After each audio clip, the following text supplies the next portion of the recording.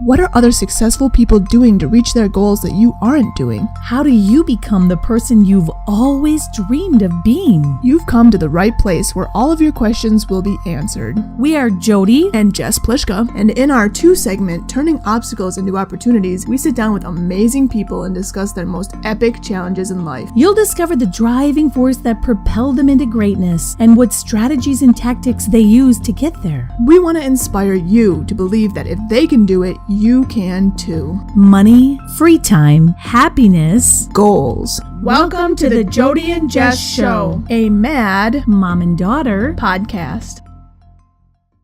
Hey guys, before we get started, if you're seeking a life that is more powerful and bigger than anything you ever dreamed was possible, check out our Master It All Goal Achieving Program and private coaching, which are designed to help you break free from your toughest struggles, allowing you to wake up feeling motivated and inspired to start living the life you've always dreamed of living. If this resonates with you, you can visit our site at jodijess.com. That's JODIJESS.com and click on the classes page for more information. You can even set up a free 20-minute breakthrough session to see if working with us is right for you. Now, let us introduce you to our next amazing guest.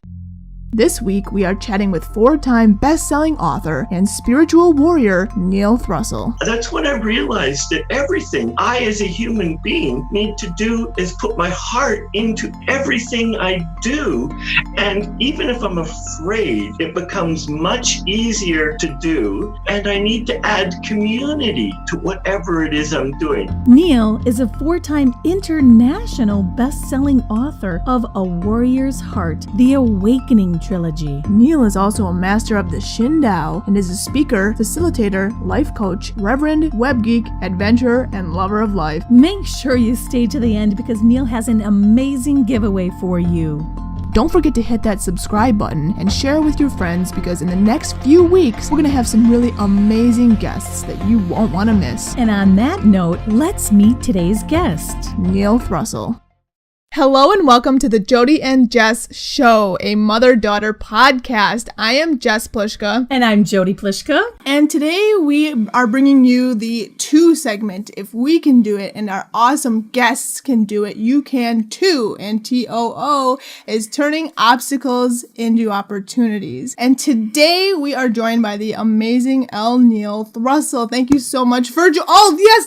4-time award-winning author. I mean, come on, guys. This is amazing. Welcome to our show, Neil. How you doing? Excellent. And thank you for having me, both of you. Thank you. Yeah, we're super pumped. We're super excited, especially because we have our new segment, and Jess mentioned it's called Turning Obstacles into Opportunities. And it's really designed to help our listeners understand how, challenges can be changed and amazing opportunities can come about from that. Absolutely. Yeah, we just want to empower people and utilizing your story. I'm sure we can do that because we want to help people understand that no matter what your circumstance is, you can learn to control your mind to control, and change the direction that your life is going, of course. Yeah, our motto, if we can do it, you can do it too.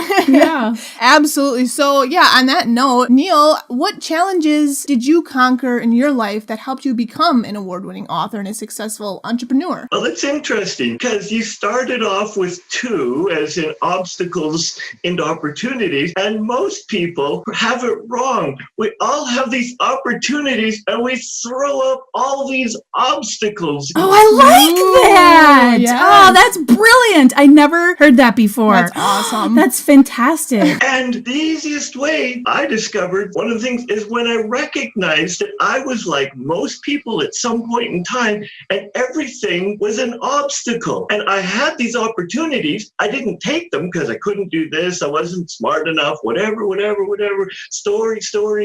But when I recognized that they're just an opportunity and I needed to get rid of the obstacles and go just say yes to life, it changed. It became much easier. Yeah, awesome. I love that. And when you're talking about all these things, I love how you gave the examples of, I can't do this. And those negative internal beliefs are the number one thing that do just that. They do, like you said, there are opportunities everywhere, but they throw up obstacles because of those negative internal beliefs. So that's awesome. And for me, everything started from there. I had to take workshops and courses to believe that I was the obstacle and recognize it. And I had to get to that. I took multiple trainings before it went through the thick head and went, oh my gosh, I'm the weak link. I am the blocker of everything. Yeah. Right. That's true. That is.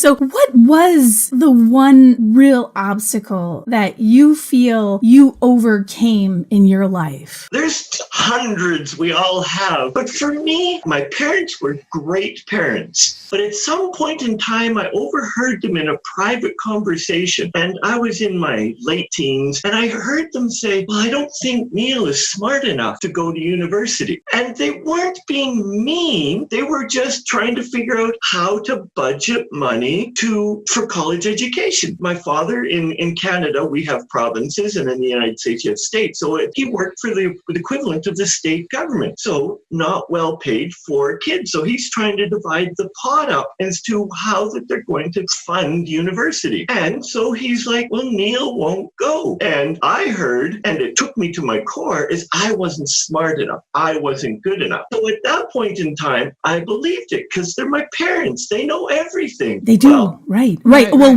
we think they know everything. And that's something that we always talk about with genetics. Right. Like you get 50%, of course, each from each parent. But yeah, I mean, and we learn those things from our parents and thinking that, that's what's passed down to us. But we do have choice. Those attitudes, beliefs, values, they all come from your parent. And what you were experiencing at that moment was your internal negative block, because we can be broadsided by these blind spots. We have actual blocks that come, and it sounds like that was truly a block for you. So that must have been really tough. And the silly part was, I didn't know it at the time, but I was highly intelligent, but school just bored the crap out of me. They couldn't teach me fast enough. And so I was bored. So my marks plummeted, and I barely passed high school, barely. So of course, the myth, the legend, was perpetuated. I didn't go to university, saved my parents a whole whack of money. But then I fell in love with this beautiful woman. Oh, a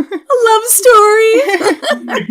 We're creating our life together. And I went, I just can't get by on my little high school education. So I need to do something. So I needed to get back to educate, and everything from high school. I never got anything less than 90%. Didn't matter what I took. Wow. Just because I then learned, I took what I wanted to learn. I took what it was important to me as opposed to society. And at the same time, I was embarking on a personal growth journey. I had always known that I was here to do something. I didn't know what the heck it was. I just knew I was here for greater things, and I knew I had to work at it. So the first thing is I passed ACE, my first college or secondary course. Awesome. And it was beautiful. It just gave me the courage to move on.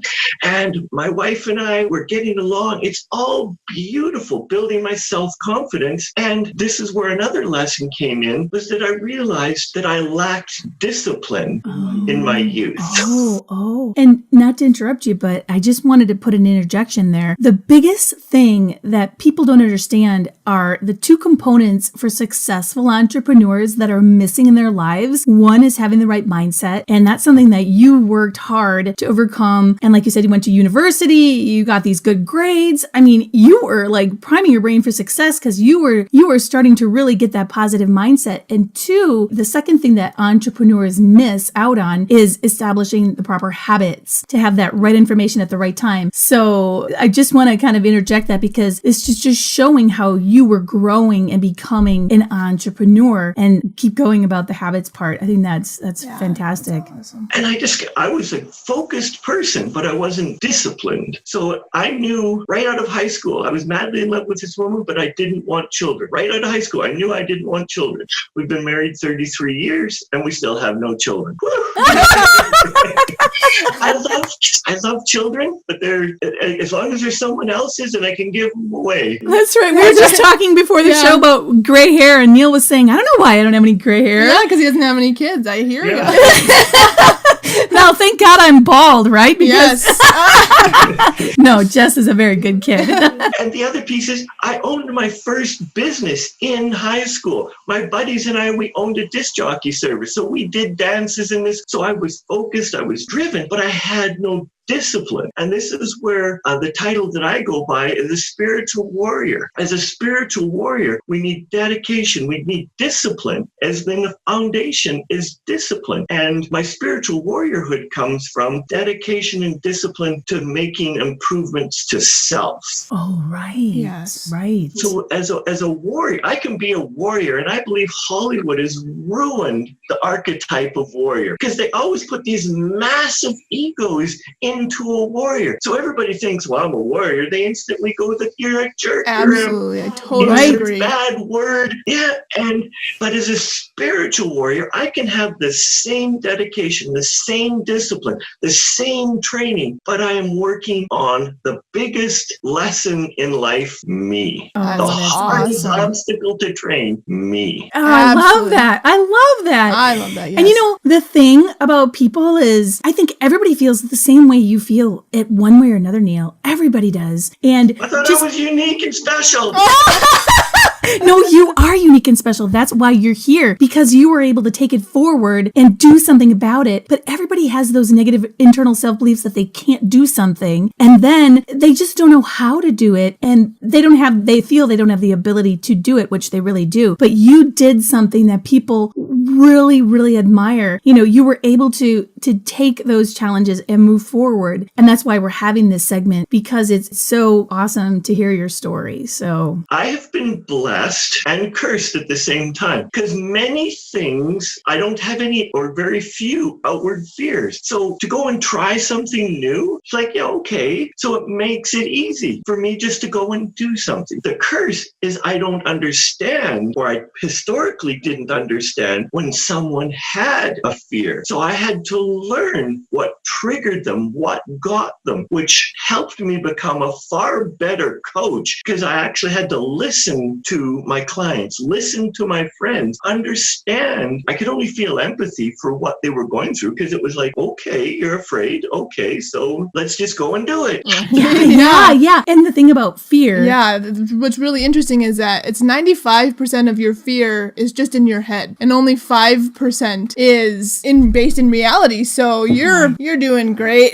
Yeah, which is amazing. Yeah. So that's why you didn't understand when you say, I don't understand how they had the fear, but that's a mindset. It's purely psychological. And like Jess said, that 95% is in your head. It's like made up, it's like not even only 5% is really true in your, true based in reality. So as I continued my personal evolution, I was blessed with some really incredibly heart open and heart-based teachers, because that's when I realized that everything I as a human being need to do is put my heart into everything I do.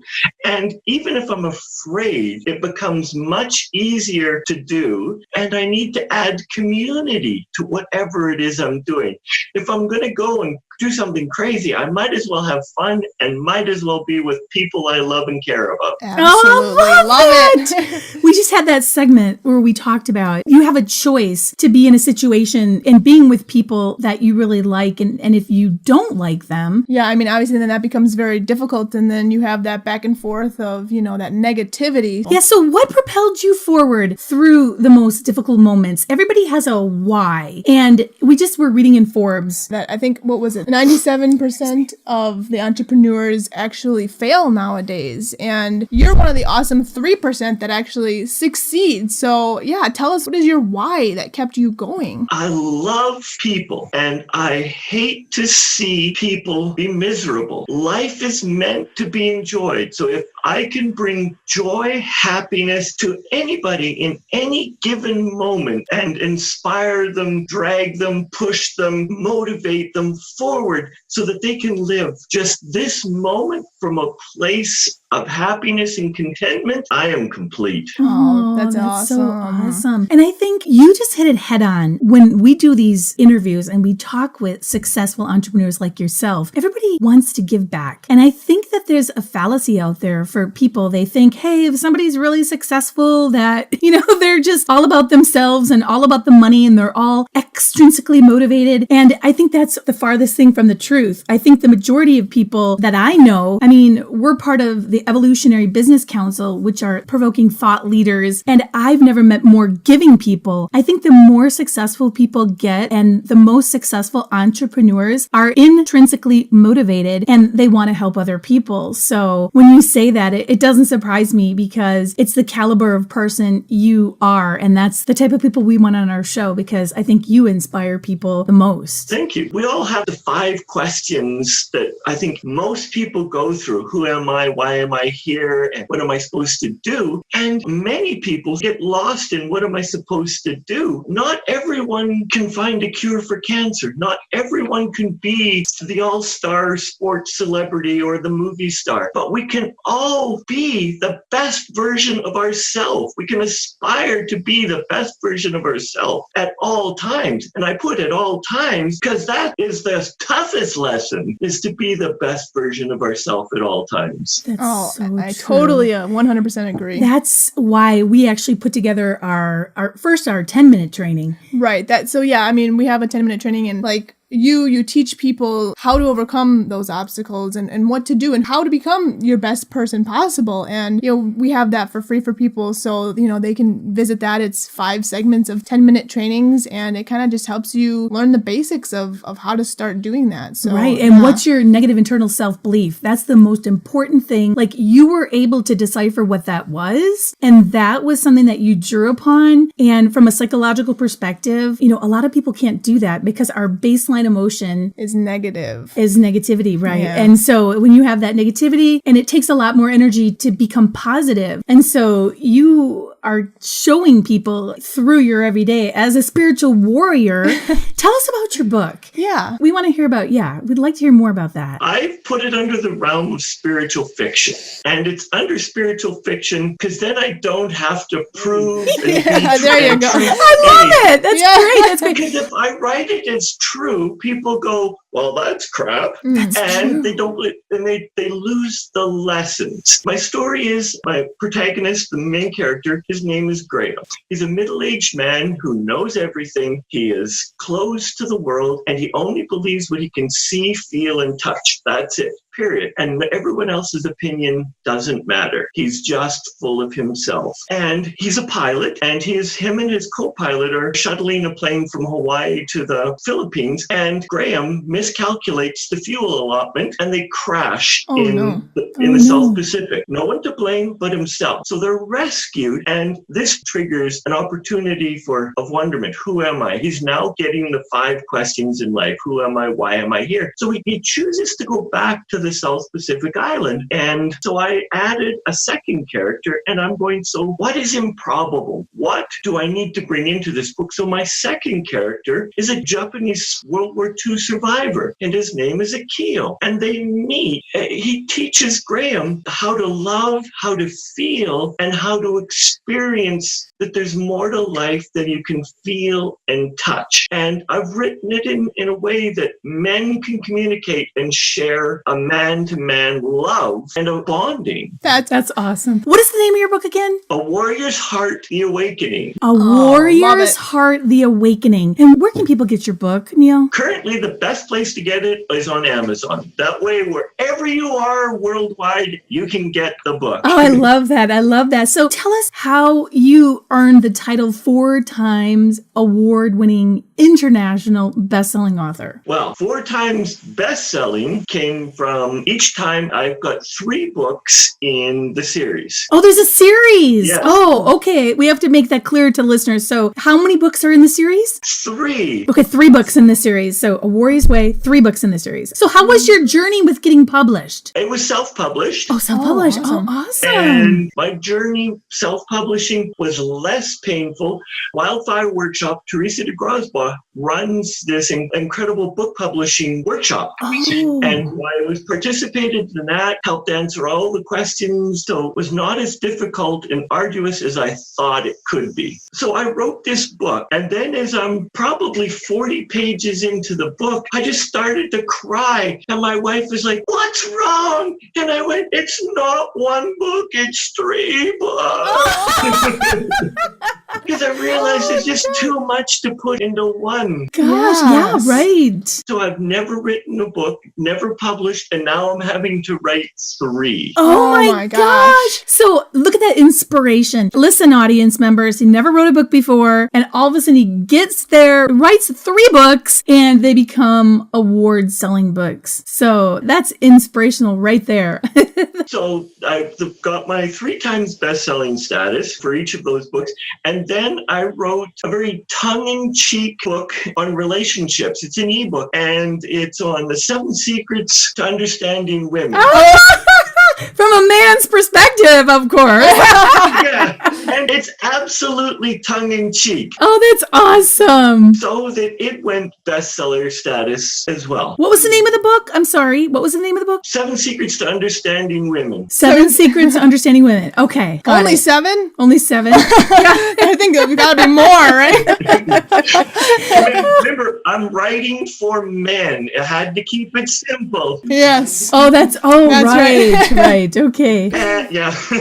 For my award winning, I entered in a book writing contest, and I finished in the top 10 for my first book. Awesome.